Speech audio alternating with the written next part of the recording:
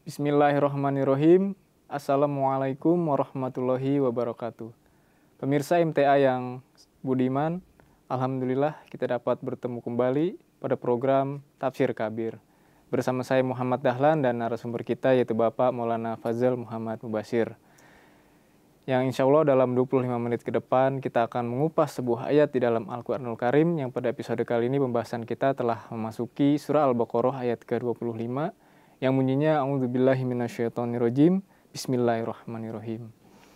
Fa illam taf'alu wa lan taf'alu fattakun narul lati waquduhan nas wal hijarah u'iddat lil kafirin. Yang artinya, maka jika kamu tidak dapat membuatnya dan pasti kamu tidak akan dapat membuatnya, peliharalah dirimu dari neraka yang bahan bakarnya manusia dan batu yang disediakan bagi orang-orang yang kafir. Al-Baqarah ayat ke-25. Baik pemirsa, langsung saja kita sapa narasumber kita. Assalamualaikum Pak Fazal. Waalaikumsalam. Sehat ya Pak? Alhamdulillah. Alhamdulillahirrahmanirrahim. Baik Pak, kita melanjutkan pembahasan kita pada episode sebelumnya yaitu ayat ke-25 dari surah Al-Baqarah Pak. Pada episode yang lalu kita telah membahas berkenaan dengan hal lugot atau arti dari segi bahasa begitu ya Pak. Iya. Dan sedikit masih berkenaan dengan tafsir di awalnya Pak. Nah, kita lanjutkan pada episode kali ini yaitu tafsir berkenaan dengan begini Pak. Di dalam ayat ini ada disinggung makna berkenaan dengan menyesatkan ya Pak. Makna berkenaan dengan menyesatkan dan ada beberapa macam Pak mereka itu menurut kandungan ayat ini Pak. Mohon diterangkan Pak. Ya. Terima kasih. Jadi di dalam ayat ini ada keterangan yang ditulis oleh Huzur Khalifatul Masih kedua berkenaan dengan menyesatkan. Iya. Di mana Huzur menjelaskan di dalam tafsir ini bahwa mereka orang-orang kafir itu ketika suatu kali ditanya bahwa Tuhan kamu atau sesembahan kamu, hai orang kafir. Coba tanya kenapa mereka itu memberikan petunjuk atau ajaran pada kalian itu ada yang tidak benar. Tapi mereka mengatakan bahwa sesungguhnya kami tidak paham apa-apa. Itu hanya para pemuka kami yang telah menjerumuskan kami ke jalan yang tidak benar. Sehingga mereka mengatakan dalam suatu ayat, innakum wa ma ta'buduna min dunillahi khatsabu jahannama. Ini pada surah Al-Anbiya ruku 7. Yani kalian, wahai berhala-berhala kalian akan masuk neraka. Ini pun maksudnya adalah api neraka dan batu-batu yang panas kadarnya begitu tinggi.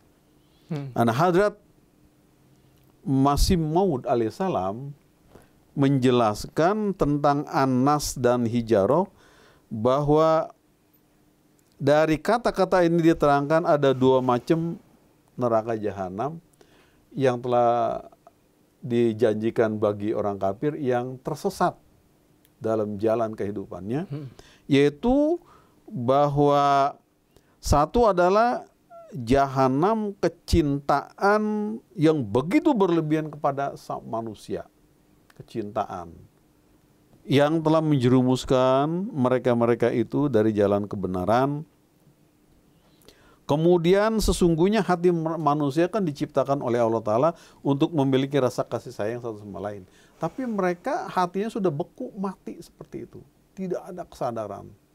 Sehingga mereka tidak sama sekali mau mengikuti apa kebenaran datang yang Allah turunkan kepada Nabi-Nya Muhammad SAW. Dan mereka ini bagaikan batu-batu yang keras yang akhirnya menjadi bahan bakar neraka jahanam. Begitu kerasnya hati mereka sehingga dikatakan bahwa summa qasat qulubuhum. Hati mereka itu sudah begitu mengeras. Yakni begitu kerasnya hati mereka itu mim ba'di zalika fahiya kal hijarah au asyadu qaswah. Kerasnya hati mereka itu melebihi daripada batu. Maksudnya apa? Bahwa telah tertanam di dalam kecintaan hati mereka itu mengikuti ajaran-ajaran terdahulu yang tidak tahu menahu tentang kebenarannya. Ketika Tuhan memberikan petunjuk baru melalui Nabi Muhammad SAW, mereka pun tidak mau merubah. Kerasnya begitu seperti itu. Seperti orang-orang Yahudi juga mencintai terhadap sesembahan sapi yang sudah tertanam dalam hatinya, menjadikan Tuhan itu seperti itu. Nah ini sama ini dalam ketika Quran turun yang disampaikan kepada orang-orang Mekah dan Madinah, mereka menolak, tidak mau. Hatinya sudah begitu kerasnya. Jadi yang misalnya di sini adalah para pemimpin-pemimpin mereka yang mengajak mereka ke jalan yang salah. Ketika Quran turun dan Rasulullah menyampaikan kepada mereka dalam dakwanya, mereka tidak mau menerima. Kecuali mereka-mereka yang hatinya memang memiliki hati yang lembut dan baik, yang belum tersentuh, begitu tersentuh bagaikan bahan bakar yang menyala dengan sendirinya. Contohnya seperti itu adalah sahabat-sahabat Nabi seperti Umar bin Khattab radhiyallahu anhu, yang dahulunya awal-awalnya memusuhi karena belum tahu, tapi karena hatinya memang memiliki kejernihan, kebeningan, kesucian, kebersihan, dasarnya itu seperti itu. Begitu tersentuh oleh sentuhan kebenaran Quran Karim, itu langsung berubah menjadi orang yang sangat fana kepada Rasulullah SAW. Sehingga ketika Nabi wafat pun beliau mengatakan bahwa barang siapa yang mengatakan Muhammad SAW mati, saya akan tebas pedangnya. Itu dicabut pedangnya. Itu begitu cintanya. Dahulunya begitu pula karakternya. Sebelum tahu tentang kebenaran Islam dan Quran Karim, dia pun mengatakan, aku akan bunuh Muhammad SAW. Itu orang yang memiliki kebersihan hati.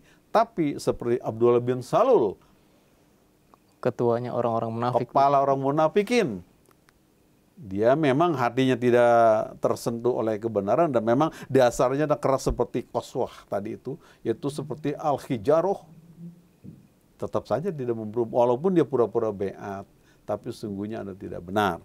Jadi inilah makna daripada apa yang dimaksud tadi menyesatkan itu adalah bahwa pemimpin-pemimpin mereka, orang-orang kafir itu telah menjerumuskan mereka. Sehingga ketika nanti di akhir mereka ditanya, kenapa kamu kok keblinger seperti ini di jalan yang tidak benar? Mereka mengatakan, karena kami tertipu oleh para pemimpin-pemimpin kami. Mereka mengajak kami kepada jalan yang tidak benar, seperti Abdullah bin Salul itu. Nah inilah mana daripada kata-kata yang dimaksud dalam ayat tersebut. Kemudian jika pun di dalam hati orang-orang yang lain yang memiliki kebersihan, kebenaran, itu akan mereka berubah dengan sendirinya. Seperti contoh tadi katakan Umar bin Khattab dan lain-lain juga ada.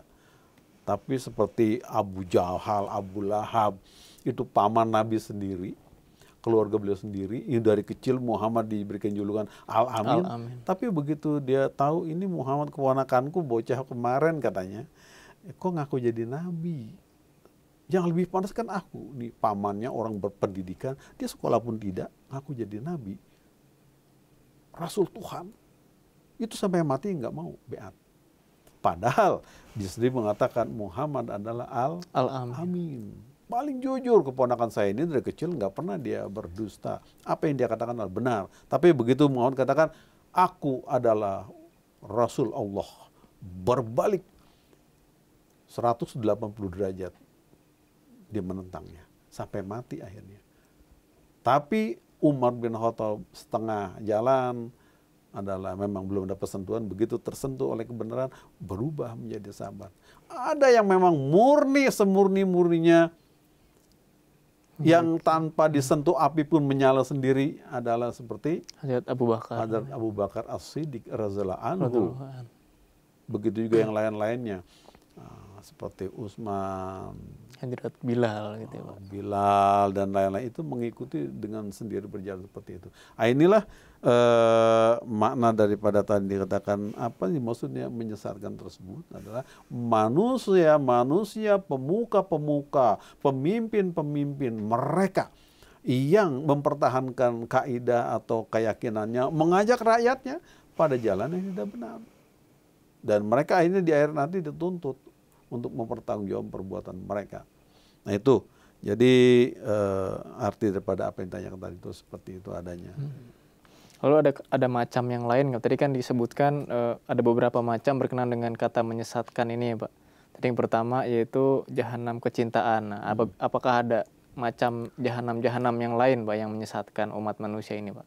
Ya, ada yang dijelaskan di dalam tafsir ini oleh Huzur juga bahwa rasa cinta pertama adalah begitu kuatnya sampai hati mereka beku. Lalu dijelaskan juga bahwa jahanam-jahanam yang seperti itu juga adalah bahwa kecintaan terhadap harta benda itu juga membawa kepada gengsi manusia.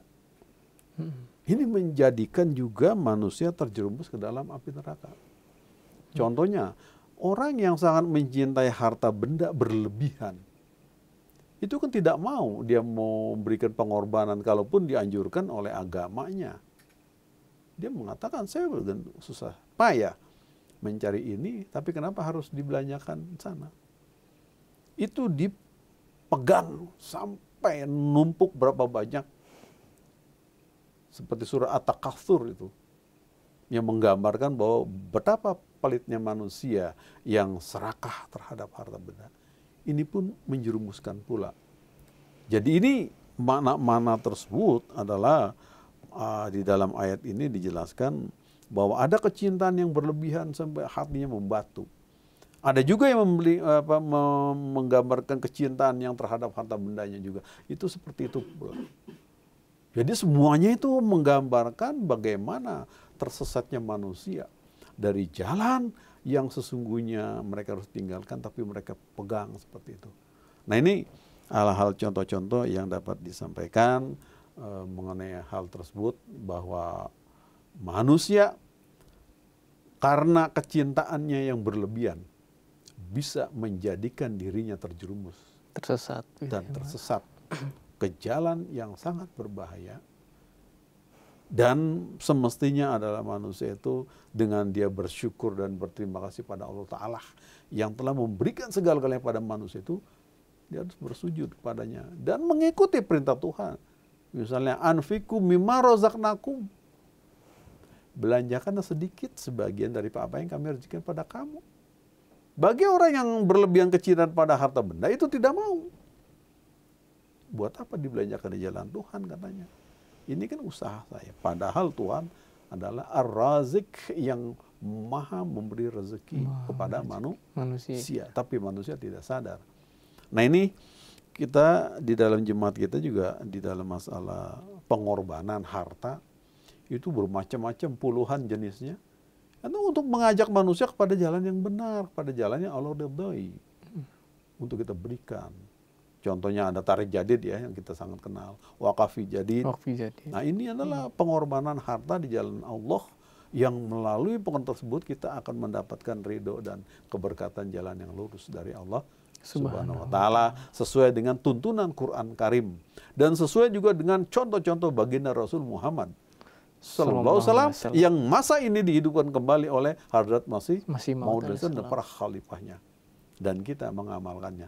Inilah suatu keberuntungan bagi orang yang beriman kepada Allah Ta'ala, kepada Quran Karim, kepada Rasul-Rasulnya. Yang harus kita amalkan bukan sekedar iman dalam pengakuan, ucapan, tapi harus dibuktikan dengan amal nyata, prakteknya. Jadi teori tanpa praktek itu adalah nihil. Nah itu juga iman tanpa dibuktikan dengan amal nyatanya itu juga sama dengan iman yang kosong. Nah itu penting dipahami oleh kita semuanya. Jangan sampai pengakuan iman begitu kuat, tapi dalam hal pengamalannya kita tidak ada. Jadi tidak ada maknanya, tidak ada gunanya. Jadi teori harus dibuktikan dengan prakteknya. Iman harus dibuktikan juga dengan amalan-amalannya. Tanpa itu, maka pincang. Ada kaki kiri dan kanan, hanya sebelah saja kan nggak bisa jalan. Seperti itulah gambaran-gambaran penjelasan mengenai hal tersebut. Jadi ketika nanti orang-orang kafir ditanya mengapa kamu sampai tersesat seperti ini, mereka menjawab bahwasannya ini karena pemimpin-pemimpin kami dahulu yang menyesatkan kami, begitu ya Pak. Iya. Dikarenakan adanya kecintaan yang berlebihan terhadap mereka dan juga kecintaan yang berlebihan terhadap harta benda mereka, begitu ya Pak. Betul. Makanya alhamdulillah kita telah beriman dan baiat ke dalam jemaat ini. Mudah-mudahan kita senantiasa ya Pak mendapatkan taufik dari Allah untuk selain beriman juga bisa mengamalkan perintah-perintah daripada Allah Subhanahu wa taala. Amin. Amin. Baik Pak, pertanyaan selanjutnya adalah isyarah apa Pak yang terdapat dalam kalimat uiddat lil kafirin, Pak? Nah, di dalam kalimat ini kan seolah-olah ada isyarah tersembunyi nih Pak, uiddat lil kafirin, yang mana api neraka yang bahan bakarnya manusia dan batu ini disediakan hanya untuk orang-orang kafir, Pak. Ya. Silakan diterangkan, Pak. Terima kasih. Jadi di dalam ujung kalimat ayat ini Allah berfirman uiddat lil kafirin, bahwa semua itu tadi neraka jahanam dengan bahan bakarnya ini dan itu disediakan bagi orang-orang kafir. Ini mengisyarat kepada bahwa azab ilahi itu datang hanya karena pengingkaran, penolakan. Karena Allah menciptakan manusia untuk selamat sesungguhnya. Dia menurunkan petunjuk seperti Quran Karim, itu untuk menyelamatkan manusia yang hidup pada zaman itu dan yang akan datang. Karena Quran Karim berlaku untuk selamanya. Jadi sebagian kaum muslimin menolak pemikiran itu dari ayat itu, yakni bahwa mereka yang berkeyakinan bahwa setiap orang mukmin dan kafir pasti setidak-tidaknya akan merasakan siksa neraka. Terbukti jelas dari ayat ini bahwa neraka disediakan hanya untuk orang-orang kafir. Uiddat lil kafirin. Tetapi tidak berarti pula bahwa seorang yang mengaku mukmin tidak akan masuk neraka. Mungkin saja bisa. Bagaimana keadaan dirinya? Karena masalah iman tadi itu, pengakuan itu sekedar pengakuan kan tidak ada manfaatnya. Amantu billahi, aku beriman kepada Tuhan, wa malaikatihi, dan kepada malaikat-malaikatnya, wa kutubihi, dan kepada kitab-kitabnya, wa rusulihi, dan kepada rasulnya. Tapi nyatanya ketika Quran mengatakan anfiku mimma razaqnahum, mereka mundur ke belakang. Berarti kan tidak sesuai. Amantu billah, aku beriman pada Allah Ta'ala. Allah katakan aqimus shalah, mereka tidak mengerjakan sholat. Jadi iman memang dia ucapkan di lidah, tetapi dalam fakta praktek amalan tidak ada. Inilah yang kemungkinan orang yang ngaku beriman seperti itu pun bisa saja terjilat api neraka ini. Tetapi sungguhnya memang itu khusus, namanya neraka adalah untuk melebur manusia-manusia kafir di dalamnya. Untuk dijebloskan ke dalamnya. Uiddat lil kafirin, Allah sendiri telah menyatakan di sini. Jadi terbukti jelas dari ayat ini bahwa neraka disediakan untuk orang kafir, tapi bukan berarti bahwa juga orang mukmin tidak pernah ada yang kena. Dia akan terjilat juga. Karena Quran Karim kepada orang-orang yang tidak mengamalkan ajarannya, tidak mengamalkan ajaran Islam secara sempurna dan juga tidak berusaha memperbaiki diri bila statusnya sama dengan orang kafir itu. Jadi seorang walaupun ngaku saya orang muslim, saya orang mukmin dalam hal pengakuan ucapannya. Tapi dalam hal amalan tidak ada, maka dikatakan sama kamu dengan mereka yang tidak mengaku beriman. Bisa saja itu. Jadi ini harus kita perhatikan diri kita dan ucapan kita itu bukan sekadar istilahnya kalau ucapan itu hanya ucapan belaka, itu tidak ada gunanya, tapi harus diiringi dengan amalan nyata ya. Jadi maka orang yang secara akidah dikatakan muslim tapi secara amal mirip dengan kafir, disebabkan makna ayat ini ia tidak dapat selamat dari azab api neraka. Nauzubillahi min zalik. Sudah ngaku muslim tapi tetap masih diancam.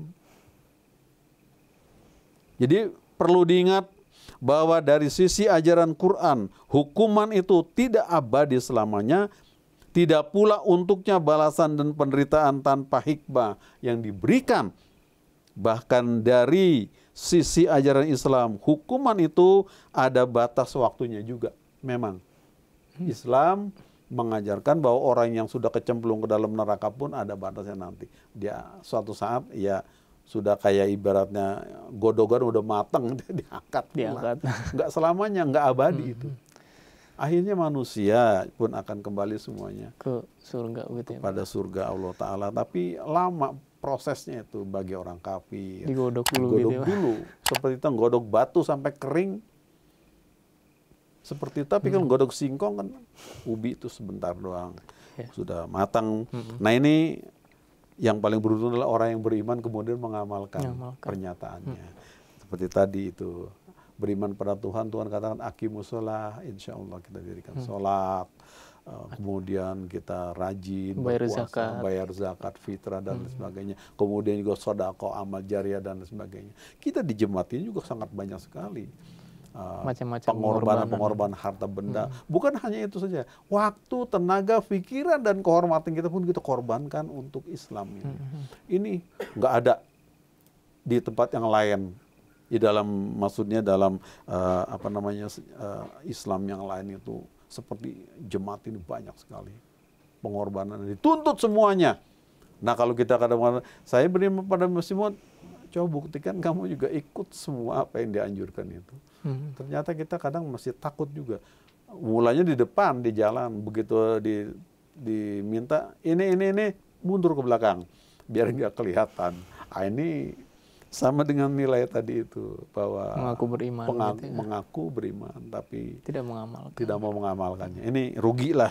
Jadi mestinya kita harus buktikan bahwa pengakuan kita itu adalah seperti apa yang diucapkan, seperti itu pula apa yang kita amalkannya. Baik Pak, jazakumullah atas penjelasan berkenaan dengan makna yang tersembunyi daripada kata uiddat lil kafirin ini Pak. Jadi makna daripada neraka yang bahan bakarnya manusia dan batu ini, yang uiddat lil kafirin, disediakan bagi orang-orang kafir, secara tersembunyi juga disediakan untuk orang-orang mukmin yang hanya mengaku beriman tapi tidak mengamalkan, begitu ya Pak? Benar. Jadi mungkin di zaman sekarang juga, pada masa-masa sekarang nih Pak, banyak orang-orang yang mengaku mukmin, mengaku beriman kepada Hadrat Nabi Muhammad SAW, tapi dari kata-kata yang dia keluarkan, perkataan-perkataan yang dia sampaikan kepada umatnya gitu Pak, tidak mencerminkan bahwa dia adalah seorang mukmin, begitu ya. Pada zaman sekarang pun banyak seperti itu ya Pak. Nauzubillahi min zalik. Jadi ya mudah-mudahan kita semua terlindung daripada hal-hal yang seperti itu ya Pak. Amin Allahumma amin. Baik Pak, jazakumullah Pak, saya ucapkan. Baik pemirsa, alhamdulillah kita telah mendengarkan dan menyimak penjelasan yang begitu jelas dari narasumber kita berkenaan dengan tafsir surah Al-Baqarah ayat ke-25 ini. Mudah-mudahan kita semua mendapatkan taufik dari Allah Subhanahu wa Ta'ala untuk terus mengamalkan perintah-perintahnya dan juga menjauhi larangan-larangannya. Saya Muhammad Dahlan dan segenap kru MTA yang bertugas mohon undur diri. Assalamualaikum warahmatullahi wabarakatuh.